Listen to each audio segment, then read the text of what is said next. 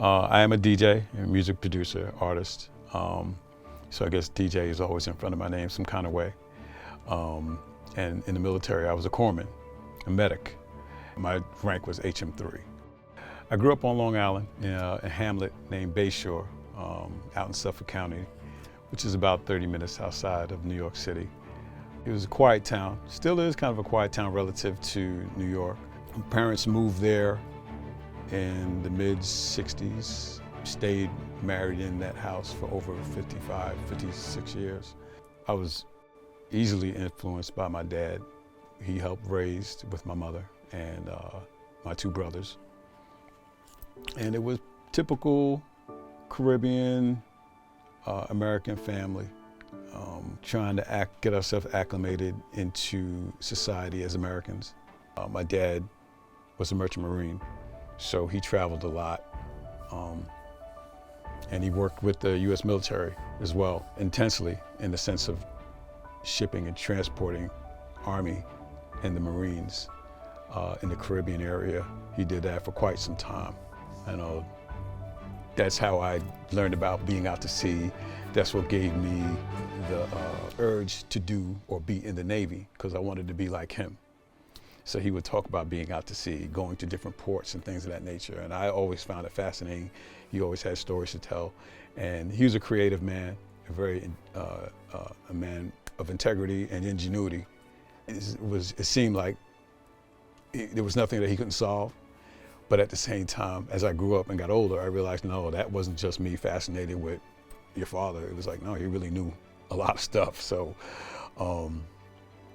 that encouraged me to go into the Navy. And he had always told me about it growing up.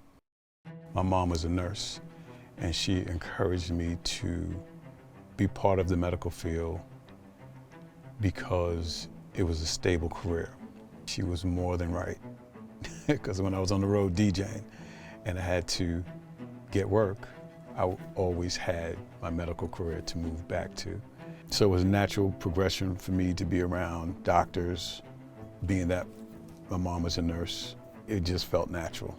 And that's what I did in the military. I was a corpsman, initially working in clinics and then a hospital. But when I went out to sea, that experience from working in clinics and hospitals, then prior to military, enabled me to be effective out to sea with taking care of a crew of people, 300 men, me and another corpsman, a chief corpsman. I was stationed in Norfolk, Virginia, and I was at Sewell's Point Clinic. And then after that, I was stationed on the USS Joseph Strauss, DDG-16, that was based in Pearl Harbor, Hawaii. So, but unfortunately, well, really, I say unfortunately, but it's really a fortunate thing that our ship's captain, Samuel Anderson, I'll never forget his name, he made us work day and night like he knew that we were going to the Persian Gulf. We learned a lot from just staying battle ready. As much as we complained, and it wasn't just the young guys, everybody on the ship complained, their wives complained that we were constantly out to sea too much relative to other ships that were stationed with us. It's like, why are you guys always out to sea?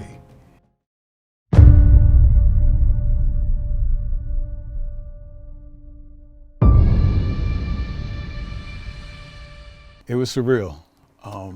We were en route to South Africa, and that was a time where apartheid was finally on the horizon of being noted outside of that region. So there was a lot of protest. We're going to South Africa, and en route there was a ship out of Connecticut that had ran into some mines that were not supposed to be there, and we went to the Gulf to retaliate. Operation Praying Mantis, 1988 in April. And here we are now, U-turn, headed to the Indian Ocean.